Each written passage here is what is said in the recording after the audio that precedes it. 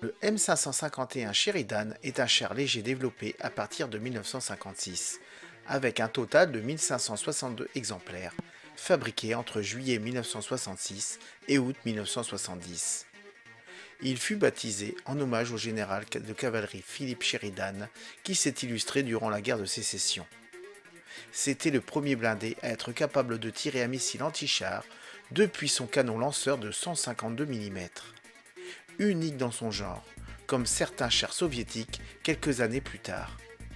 Mais la complexité de la dualité obus-missile de son armement fit que ce concept ne remporta pas le succès espéré.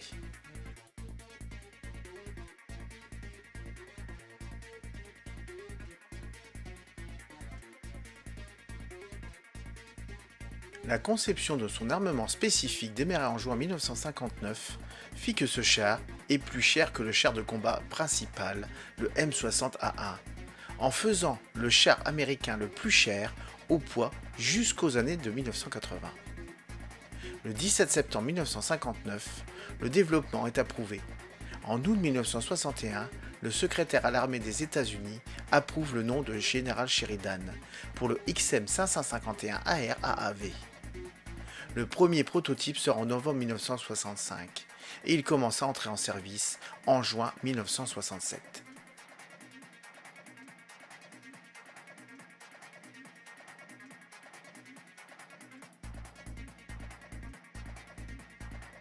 L'armement principal est constitué d'un canon à basse pression M81 de 152 mm. Il est désigné dans l'inventaire de l'US Army comme canon lanceur du fait de sa capacité à pouvoir tirer des obus ainsi que des missiles anti-chars. Le canon M81 pèse 510,2 kg. Le M81E1 ne pèse que 497,5 kg du fait de la surpression de l'évacuateur de fumée. La pression maximale admissible en chambre est de 2647,5 bars. Le canon est stabilisé sur les deux plans, site et gisement. Le pointage en site est compris entre 19,5 et -8 degrés.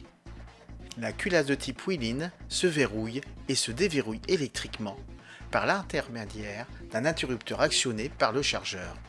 Le bloc de culasse se déverrouille avant de pivoter sur la gauche, libérant l'accès de la chambre. La mise à feu est électrique. Le frein de tir concentrique à ressort fait reculer la masse roulante à 38 cm avec des munitions conventionnelles et de 10 cm avec le missile Shelley. Quoique le recul fût supportable, le Sheridan avait tendance à se soulever après chaque tir.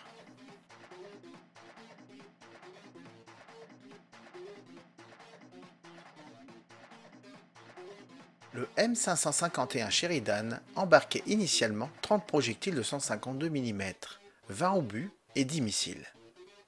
À partir du 700e exemplaire produit, en janvier 1968, le nombre d'obus de 152 mm embarqués fut réduit à 19. L'espace occupé dans le panier de la tourelle par le 20e obus ayant été remplacé par la bonbonne d'air comprimée du système de soufflage CBSS.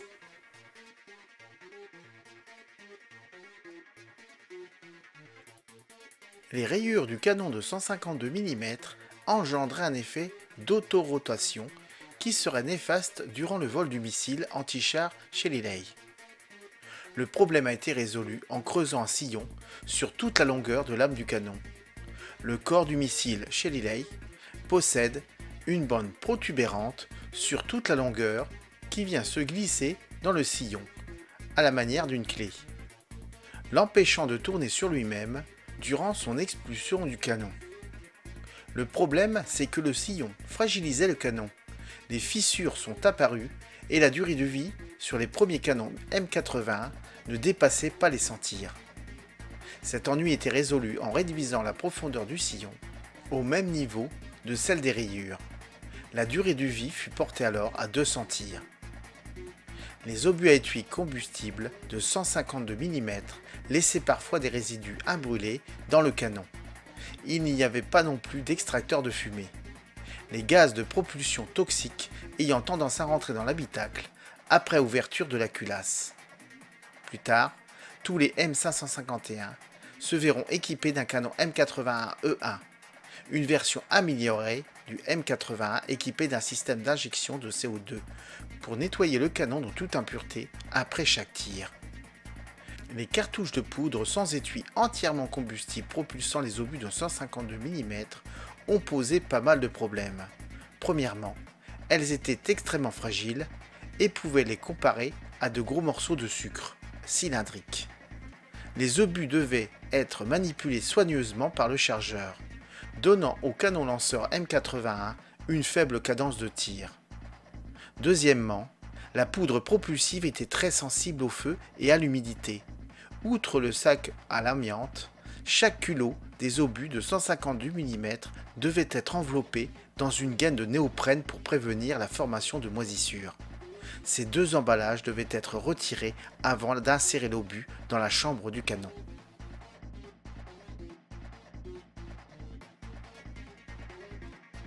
L'armement secondaire était constitué à l'origine d'une mitrailleuse coaxiale de calibre 7,62 par 51 mm, montée à gauche du canon. Elle est alimentée par une bande de 616 cartouches. Elle sera rapidement remplacée par deux mitrailleuses n'ayant jamais fonctionné de manière satisfaisante.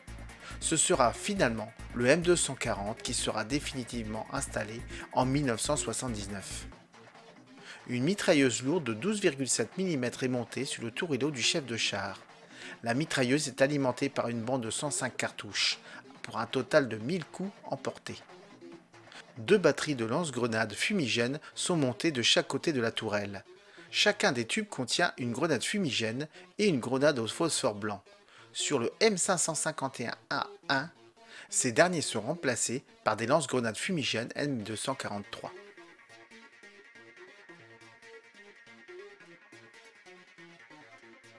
Le tourello du chef de char comporte une couronne de 10 épiscopes. Un viseur télescopique à intensification de lumière peut être monté sur la mitrailleuse lourde M2. Il possède un grossissement par 4. Il fut supplanté par un autre viseur possédant un grossissement par 7. Le tireur disposait initialement d'un viseur de masque télescopique. Il possédait un unique grossissement de par 8. Il fut supplanté par un nouveau possédant deux grossissements, par 8 et par 12. Sur le M551A1, le viseur amélioré avec un filtre laser. Le tir de nuit s'effectue avec le viseur périscopique à amplification de lumière. Il possède un grossissement par 9. Le tir de nuit est uniquement possible avec des munitions conventionnelles. Il intègre également un épiscope pour l'observation de jour. Un phare blanc infrarouge a commencé à être monté sur la Sheridan à partir du 140e exemplaire, sorti d'usine. Ce phare est monté à gauche du canon, mais fut rapidement remplacé par un phare plus moderne. Le conducteur, quant à lui, dispose de 3 épiscopes. Un des 3 peut être remplacé par un épiscope à intensification de lumière pour la conduite de nuit.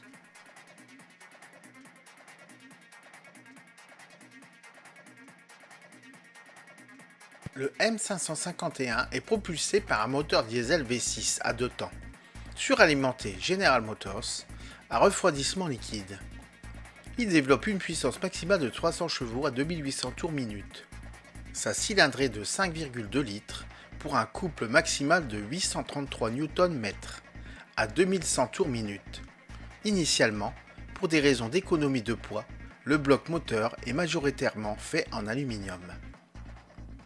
En 1977, dans le cadre du programme PIP, Product Improvement Program, visant à améliorer la fiabilité de l'engin, le moteur bloc en aluminium est remplacé par un modèle en fonte, résistant mieux, mais faisant passer son poids à sec de 495 kg à 601 kg.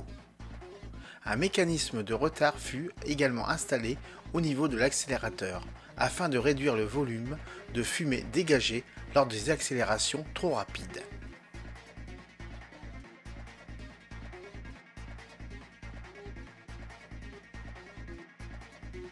La boîte de vitesse automatique Allison possède 4 rapports en marche avant et 2 en marche arrière.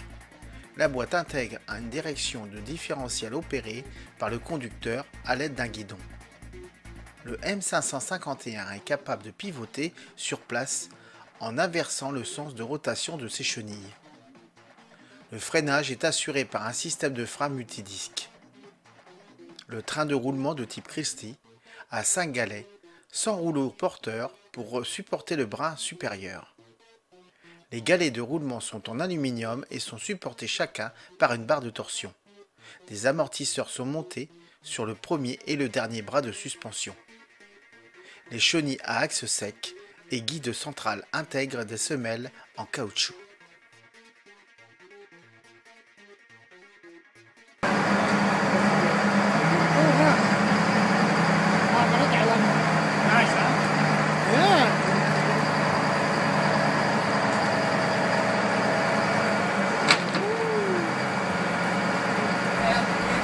Isn't that working the brake? Or does it work the jump?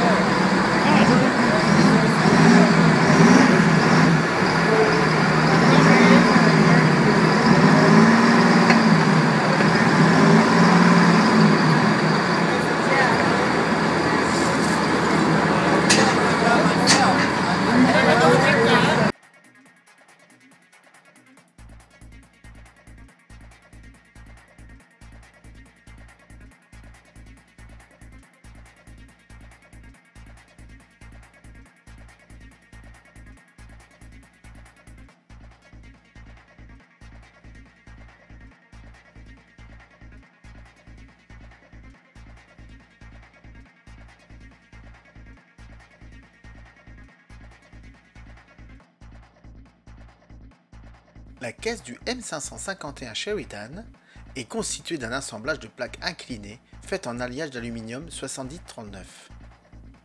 Développé en 1962, l'alliage d'aluminium possède une résistance balistique supérieure à celle de l'alliage employé précédemment sur les véhicules blindés de transport de troupes M113. Des caissons de flottaison en aluminium sont montés au-dessus des chenilles. Ils sont creux et remplis de polystyrène expansé. La tourelle est faite en acier laminé, à l'exception du masque qui est moulé dans une seule pièce.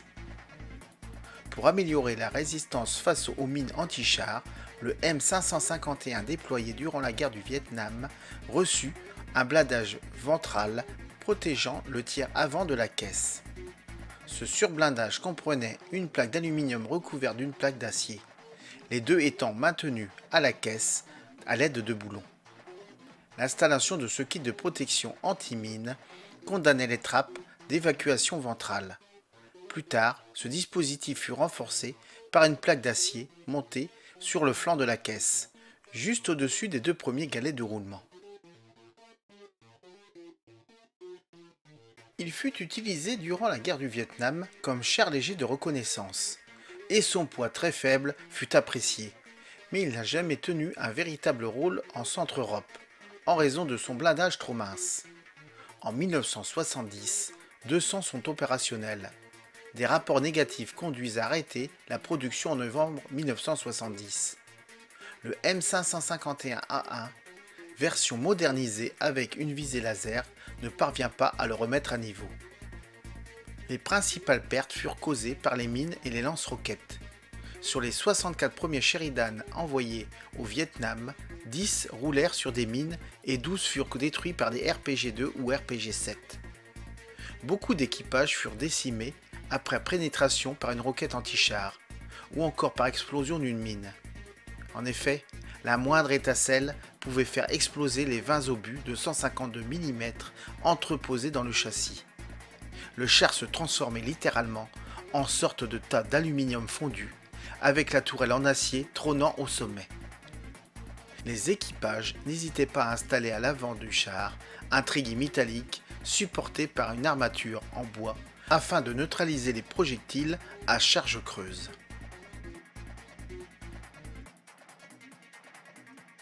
En juin 1978, alors que 1570 Sheridan sont en service, ils commencent à être retirés d'un grand nombre d'unités en premier échelon.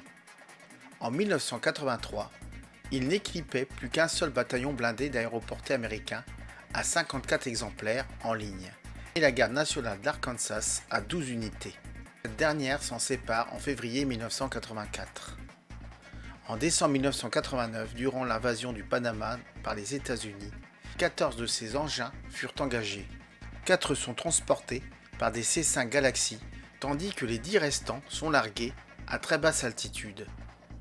2 de ces derniers sont détruits à l'atterrissage, mais les autres peuvent appuyer de leur feu les soldats qui progressent dans la ville de Panama. Bien qu'ils s'avèrent précieux dans ce rôle, il y manque d'efficacité, du fait d'un obus à charge creuse peu adapté au combat urbain.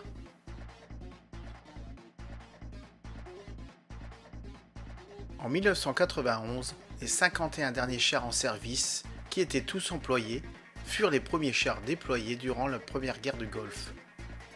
Ils servent lors de la mission de reconnaissance, de force de dissuasion, et tirent quelques missiles sur des bunkers ou des T-55. Ces engins estimés à un maximum de 6 seront les seuls à tirer en situation de combat sur les 88 000 produits. En 1994, ils sont engagés lors de la mission de maintien de la paix à Haïti, l'opération Ufold Democracy. Ils furent mis en réserve peu de temps après. 300 de ces chars furent utilisés avec profit comme force d'opposition simulant de blindés de l'armée rouge, dans des camps d'entraînement de 1981 à 2003, avec des kits de fibres de verre modifiant leur silhouette. Le dernier bataillon utilisant le blindé a été désactivé en juillet 1997, mettant fin à la carrière de ce char.